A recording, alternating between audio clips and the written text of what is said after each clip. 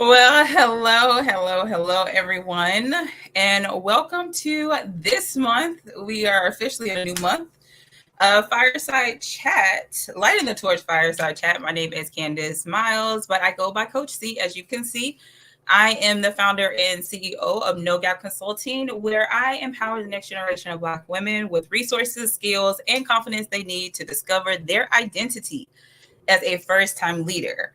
I am also representing the millennial Gen. Look, I'm about to say Gen.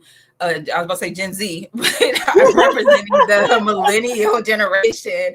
So if you are a millennial, go ahead and put a peace sign in the chat. That is my signature there. Go ahead and drop a peace sign if you are in the millennial generation. But I am not the only one here. As you can see, my co host, Cynthia, I will kick it over to you. Hello, everyone. And what do you say? This is your sign for millennials? Peace sign I or can't peace. say that I have a sign for my Gen X. So thank you guys for joining. I represent the Gen X generation. My name is Cynthia Haley, and you can find me on social media at Tip Energy Coach, where I am a career coach, but I don't just specialize in career coaching. I put a twist on it with some energy coaching there. And so I am here to support my corporate professionals and help them to elevate their energy and elevate their careers. So, Candace, let's get folks pulled in and let them know why we're here. Yes. So if this is your first time joining us, welcome. But lighting the torch, this is where we pass the wisdom from generation to the next, sharing our unique stories and experience. But as you heard me earlier, I said wisdom as we continue to bridge the gap and keep the flame burning bright from generation to generation. So that is what our lighting the torch. That is why we said what generation we're in, because we want to let y'all know what generation we're in, because it truly is about lighting the torch from generation to generation. But Cynthia, I think we go ahead and kick it off because I love what we are about to discuss. I feel like we are about to be really in our bag here when it comes Mm-hmm, to this topic. mm-hmm. Yes, I am excited about it. So, we're doing something different this time. This time, we are kicking off a three-part series. So, tune in today, tune in 2 weeks from now, and tune in 2 weeks from then to keep up because we're going on a journey. And in this three-part series, we're focused on discovering how to channel your inner superhero into powerful leadership. So, whether you are a leader, whether you aspire to be a leader, or whether you just want to tap into some of those innate leadership skills in your current role without the title. This series is for you and learning how to build on those leadership skills, how you can impact and make an influence to others, and some strategies on just how to navigate your career with this skill set and tapping into it. So, in the first part, today we're going to focus on discovering your leadership DNA. So, what do we mean by that? What do we mean by that? Your DNA, I mean, Mhm. what's in you, your blood, what is your makeup when it comes to your leadership profile? And I know many people have heard of so many different assessments to try to figure out your different leadership style. And is it bureaucratic? Is it a servant leader? Is it a charismatic leader? Are you, laissez-faire type leader? There's so many different styles out there. But before we talk about the actual style, the question that I want to pose is, what character traits do you even look for in a leader?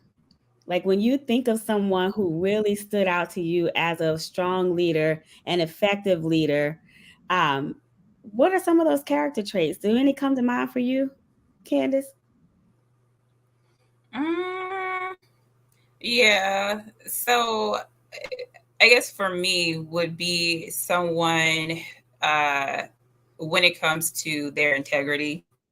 Um, Mm-hmm. that's huge, huge, huge for me because if you're out here saying one thing and then doing something else, that to me is definitely not, that's not me. And I think that also too goes with my values as well.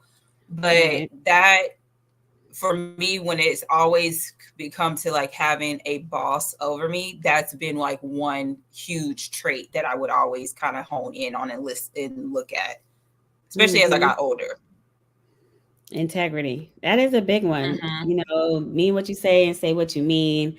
Um, I will say support and allyship in the leader is strong. And when I say that, meaning, you know, if you go to your leader and you express your interests and things that you want to do in your career, you want to feel supported in that, right? You don't want to feel dismissed. So you want a leader who's going to really listen and then take action on how they Mm-hmm. can support you on your journey. So that to me is very critical, and I've been thankful to have experienced that in a leader. I mean, there are tons of traits we could, you know, rattle off. And to our audience, people who are listening, if there are traits that, you know, resonate with you, put it in the comments. Let us know what resonates with you when you think about an effective leader, a strong leader. But let's flip the script. What don't you want to see in a leader? What kind of behavior style hits you and you're like, they don't need to be in that leadership role?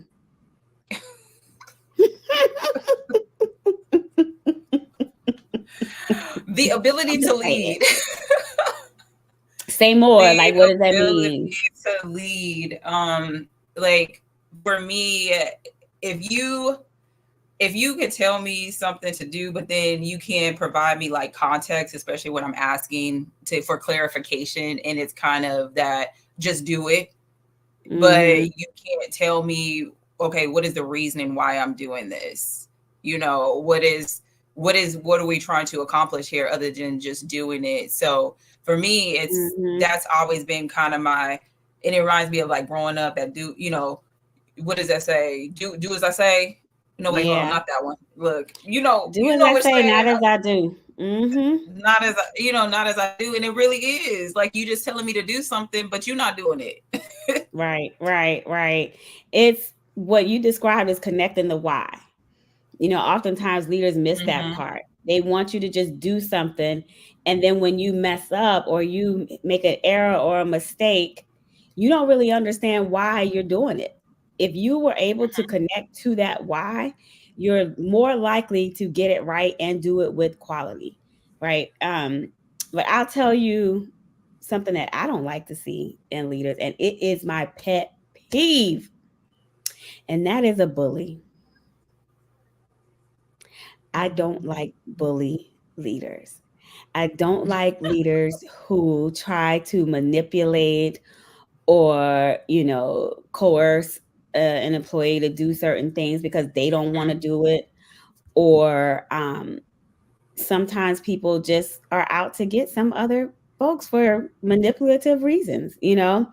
Um, Yeah. some leaders carry narcissistic traits, you know. That's who they are as a person, and that's how they tend to show up in the workplace.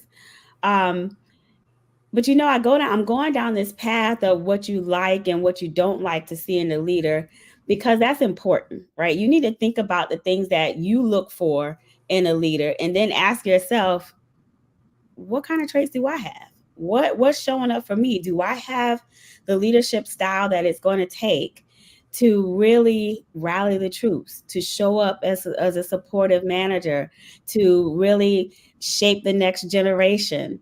You know, what kind of leader am I, and how can I define my DNA? Now, of course, I started off by saying there's different assessment tools, right? Like some people do DISC, some do Myers Briggs, some do like 360 feedback type. There's so many different assessment tools. I'm going to throw this in here for my coaching business. I use an assessment tool. It's more of an energy leadership assessment where it looks at the 7 levels of energy and how you show up in different situations. And if you're trying to be a leader, you need to understand your energy makeup also. What kind of energy are you bringing to the office? Is that going to transfer to your teams? Are you showing up, you know, angry all the time and then you can't effectively lead a team? So those are some things that you really need to consider and some tools that are out there. I'm gonna throw this out there and then I'm gonna turn it to you, Candace. There's another assessment that I tend to point people in when they're looking for something free, right? Something free they can do to really assess their strengths. And it's called a high five test. Mhm. If you look up high number five test, I think that's it. Just Google it. High five test. It will, it's like 120 questions or something like that. But the outcomes of it will produce your top strengths. And that will help you also in saying, okay, what is working for me and what might be something I need to work on. What are your Yeah. thoughts? Because I know we went from DNA to assessment tools. What are your thoughts? Yeah, and I think too, to kind of backtrack just a little bit, for someone that's getting into leadership, like when you think about your leadership DNA, yeah, it's important for you to know the traits that you like and what you don't like. However, understand that your DNA as a leader is your unique sauce. It's a blend Mm-hmm. of your experiences, your values, your instincts that makes you the kind of leader. It's not about, I feel like sometimes when people get the supervisor, the lead, the manager, whatever your title is that you get for the Mm-hmm. very first Mm-hmm. time, that you feel that you have to now mold into something that you are not. And Right. so it's really about, like, when it comes to your leadership DNA, you have to stop trying to to fit into someone else's, and actually fit into your own by embracing that, so you can show up authentically, because that's I when you like really that. start like making moves. I like And I that. think too, No, go I was gonna ahead. say you make a really good point because oftentimes people step into the leadership role thinking they Hmm. have to emulate what they've seen or, Exactly. because that person hired me into the role, I need to be exactly like them. No, you might like something about their style, but that doesn't have to be your makeup as a leader. Hmm. Hmm. I like And that. you don't, like you just said, you don't have to emulate them at all. But I think, like what Hmm. you just talked about, the self-assessment tools, you mentioned a lot that I definitely have taken personally. I literally recently Hmm. just talked about, this past weekend, about Strengths Finder. And to me, Hmm. with that one, I absolutely love it because it gives you a breakdown of all. It is a cost, I will say that, but I will not say it's a cost, it's an investment. It is an Yes. investment into your Good growth, point. on Hmm. understanding what you are truly strong at naturally. Because for me, having to take the test and then having a strength finder coach to actually go through and let me know, okay, what's being in the attic, what's being in the basement. I haven't taken strength finder 2.0 to even know if that's still relevant, but it Hmm. literally, we focused on the top five, and I was able to see, okay, yeah, I maybe one of mine was authoritative, and but when you hear that word, you're like, well, I'm not bossy, I'm not this, but it's, to have that negative No, I'm connotation just to kidding. it. To have that negative connotation to it. But when she broke it down Mm, to me, she was like, no, when you're operating, meaning that you're leading, you know how to get people on track, you know how to do this in not a bossy way, but in a, hey, we got to get this done, let me show you why. Because the rest yeah, of my strengths aligned with that, versus when I was in the basement, when I first got into leadership, it was a bossy version. It was a yeah, very direct and not being able to mix it. But strength finding for sure is a good one. You said disc. I definitely would say that. I would also say there's another, with me with these apps out here. I It is know it. called Crystal. It's called Crystal. And basically it takes like your public information. So whatever you have on LinkedIn, and if your LinkedIn is not updated, this is your reminder to go in and update it. But it literally Hmm. takes your information from LinkedIn, and it creates like a disc personality profile, where it gives you an understanding, like, how do I naturally communicate as a leader? What is my working style when it comes to a leader? But again, that one does have a little bit of a cost to it, but it allows you to kind of see it, especially if you just now get into leadership. It allows you to exactly see what your communication style is, how do you work. It creates a profile that you can actually have your peers take, you can have your team take, that reports to you, that gives you a little bit of an understanding of, okay, I'm this way, this is my style, but this is their style. Okay, how does that mesh? and it gives you tips Mm-hmm. and pointers of having to do that. But like you said, there's so many assessments out there to take when it comes to it. But it really goes back to, like I said, embracing what your identity is, even your internal beliefs, because your Right, internal right. beliefs and your values are two different things. That is Your so true. beliefs, your beliefs is what you think is true. Your parents told Mm. us growing up that there was a boogeyman underneath that bed, and you believed that there was a boogeyman underneath that bed until you looked. And so whatever you Ah, believe is true, it's going to influence the way that you lead, the way that right. you make decisions. But whatever your values are, that shapes the way that your principles and everything like that. But understanding that too creates your DNA as a leader. I know I said a Yeah. lot. I mean, hey, it's important, right? Because think about it, Yeah. there are people out there who say maybe they're newer in their career or they've been doing Mhm. a job for a long time and it's like it's time for me to be promoted. Some people one think I'm ready to be a manager. I can do this. I do the job. It's time for me to be a manager. Mhm. So let's talk about maybe some of the misperceptions of leadership because you think I have the leadership skill, I know my job, I can, I work well with people. That's always a famous one, right? I work well with people. I do team events, right? I lead team events, so that makes me qualified to be a manager.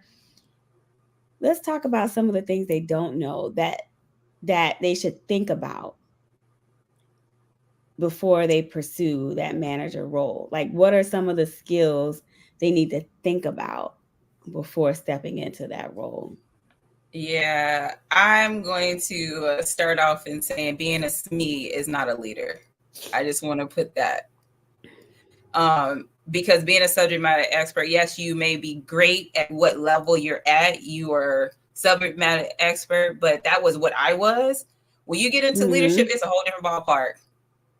You have Yep. to, as far as the skills, like your communication, like effectively communicate. That is But huge. let's think about that though, because some people may say I do effectively communicate with my team. I lead our team huddles. I lead, Mhm. this project meeting or what have you. Right? So when you step into a leadership role and what we're talking about here is managing people, right? A people Yes. leadership role. Um Oftentimes that communication style has to be elevated, meaning Hmm. what does your executive presence look like? Because now you're not just communicating to your team anymore. You're communicating to other leaders.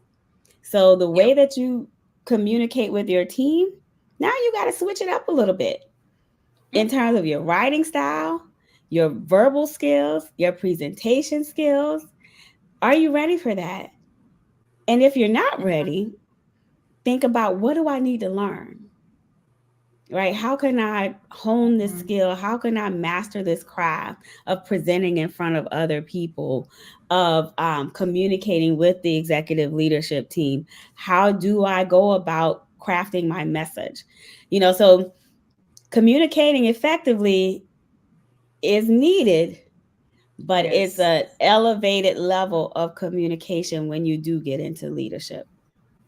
Correct. And there are definitely free things out there that will show you exactly like how to do that.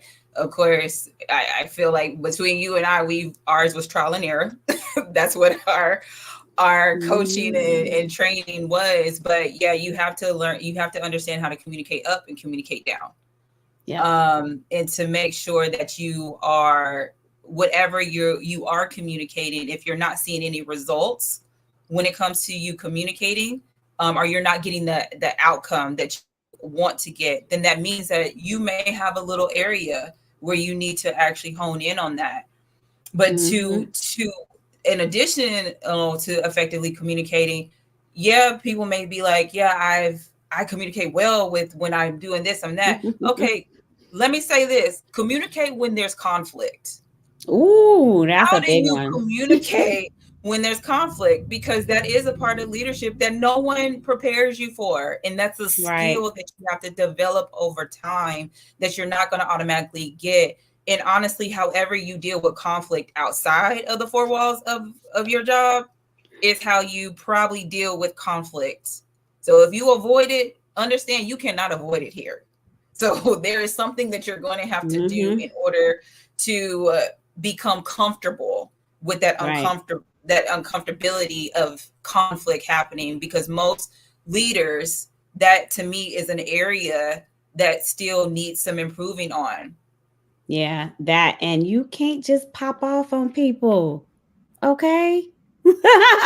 You cannot start popping off on folk. You say And Woodstock. because so sometimes you will need to take a breath. You Mm-hmm. may need to step away from the computer, not firing off that email. So the other skill or trait that you need to have in your leadership DNA is patience. Do you have the That's a good patience one. to be a leader?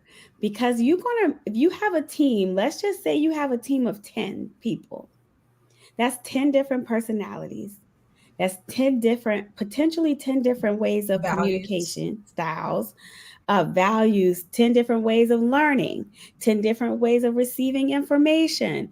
So it's going to require some patience Mm-hmm. in order to be effective as a leader in these roles. The other thing they don't think about is the administrative part. And when I say administrative part, all of the human resource stuff, some of the payroll things, some of the things you may have to work with legal, you may have to work with human resources, you may have to work with all these other folks. You're going to have to document records, you're going to have to create, tools and resources, things of that nature. So now ask yourself, does your leadership DNA contain time management? Does it contain organizational skills, a little bit of project management? Because although you're not a project manager, Mm-hmm. you need to have some of those skills to effectively lead in that role. What are your thoughts, Candace? I'll punt to you.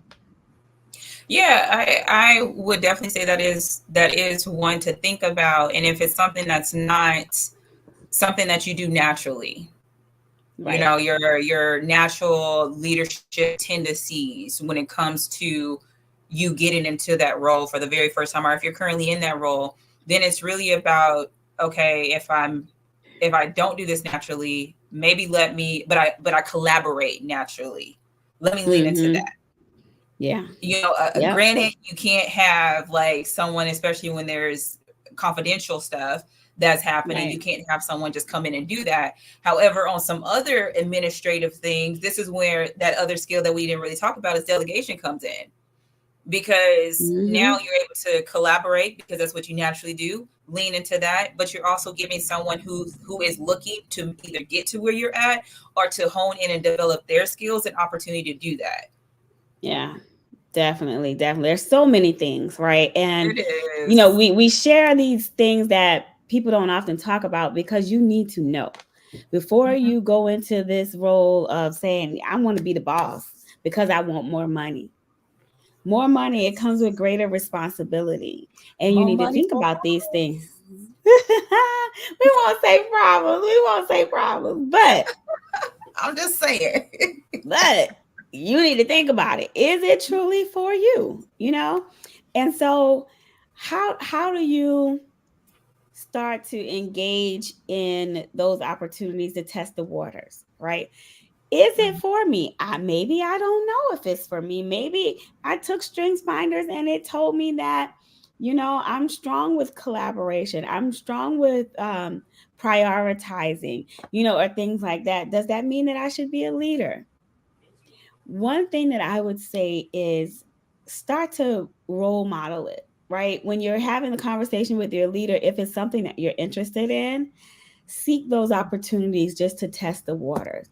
Meaning, if there's a communication that needs to go out to leaders, is that something you can do? And maybe start to work on that Let your manager proof it. Does it work? How do you need to tweak it? Start to strengthen that muscle just by trying and stepping into that Yeah. space. And then if you like it, great. If you don't, and it's like, you know what? That might not be for me.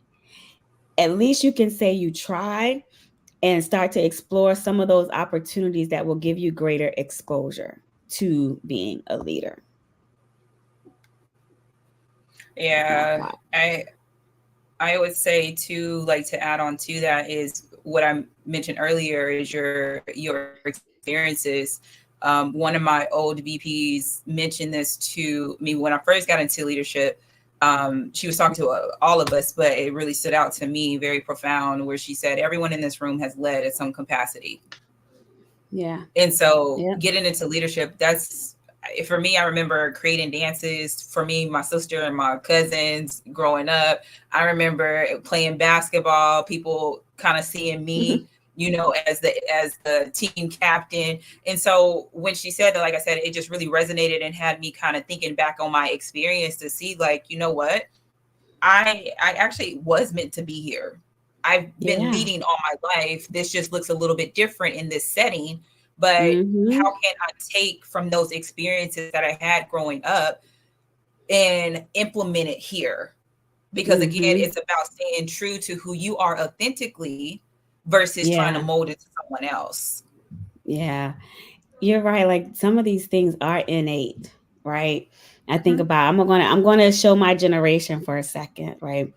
When I was in high school, when I was in high school, I was in the Young Black Leaders Association. So whoever was in YBLA, let me know. Do you even know what that is, Candace? But I was nodding like I did. Yeah. So for me, I knew leadership was already in my DNA. It was a matter of getting the opportunities to showcase that. Mhm. And so, we're about 2 minutes remaining or so. With every series, we light each other's torch. But before we do that, the one thing I do want to, challenge folks or think about before we move on to the next part of this series is, is leadership for me? If the role itself is not for you, but you like doing some of the things, how can you incorporate that into your day to day? And then, I don't want to get into my light in the torch yet, but think about that. We're going to light some torches here and make sure we spread some wisdom, that we give you some support and motivation to keep going and carry this work forward. So I'll go ahead and light, and then I'll pass the baton to you for you to light the torch, Candace. But what I'm Okay. going to share is a story, a short story, right? So when I was pregnant, I'm a mom. I have a 14-year-old daughter, if you don't know. But when I was pregnant, I thought that I needed to read every book to tell me how to be a mom, right? I was trying to go script by script, like, this is what I need to do. This is what I need to do. I got to do these things. Then when that baby came and things came up, I was like, that wasn't in the book, right? Like, where is it in the Mhm. book? And I Mhm. share this story because there are so many books out there about being an effective leader and how you can show up. I'm not saying don't read the books, but what I'm saying is experience will be your best teacher. Yeah. And so while the books can support you and give you some context, maybe give you some principles and things to think about in your role as a leader, experience will be the best teacher. And if you're already in leadership, continue to grow. It's not a one and done thing. You have to continue growing as a leader. Don't think because you got into the role a year ago or 2 years ago that you are a seasoned leader. That is a false narrative. I got into Mhm. leadership back in 2007. You know what I did? I invited my entire team to my 30th birthday party, which I probably shouldn't have done, right? But that wasn't in the book either. So Mhm. I say that to say you will continue to grow. You will learn, and you will have some challenges. There will be bumps in the road, but for every experience, get the lesson from it and continue to grow as a leader. And don't feel bad if it's not in line with the script from that book you just read. Yeah. And I think that actually goes with what, like, I had to write down the way I saw it today earlier when I was thinking, like, how do I want to light the torch? So, what I said is that the real power move is turning your natural gifts into leadership tools that elevate Mm-hmm. not just your career, but the people and the spaces around you. So just like what Cynthia just said with the mom, her becoming a mom and not being there, she had some natural gifts inside of her that was able to actually make those pivots and those adjustments as she was becoming into the mom. You know, that was her first time being a mom. She's never been it. Same thing with Mm-hmm. anyone that is just now stepping into leadership for the first time, or even if you're in and you've been in there for some years and have some years underneath your belt, your natural gifts, create them into leadership tools. Because Yeah. I guarantee what that is your uniqueness that's going to Mm-hmm. help strengthen and also to break off of any type of imposter syndrome that you may be encountering, feeling that you don't belong, or this is hard, or fear, or whatever it is. But Mm-hmm. it really truly is about creating, and it really truly is about the people and the spaces that are around you, and always Absolutely. seeing that in your forefront. Absolutely. I love that. I love that, Candace. So we are actually over, but hopefully we were able to fuel you with some insights that can help you whether either make a decision about going into leadership or continue to grow and evolve as a leader.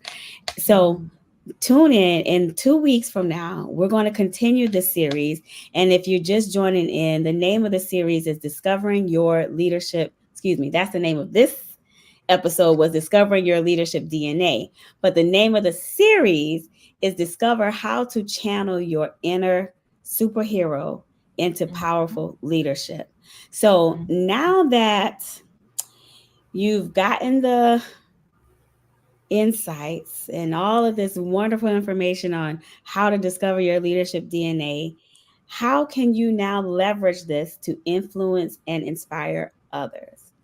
Join us next time. We're going to dive into this a little bit more and really hone in on the art of strategic influence. So, thank you guys for joining us. We'll be right back here again in 2 weeks. Thank you and have a good night. I'll do your theme, right? Bye. Maybe like this. I don't know. Good night, everybody. Bye.